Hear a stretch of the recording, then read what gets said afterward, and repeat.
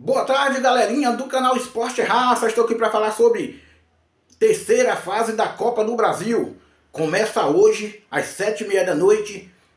Maringá e Atlético Mineiro lá em Maringá. O Atlético Mineiro vai em busca de uma vitória importantíssima fora de casa para depois pegar o Maringá de volta em Minas Gerais.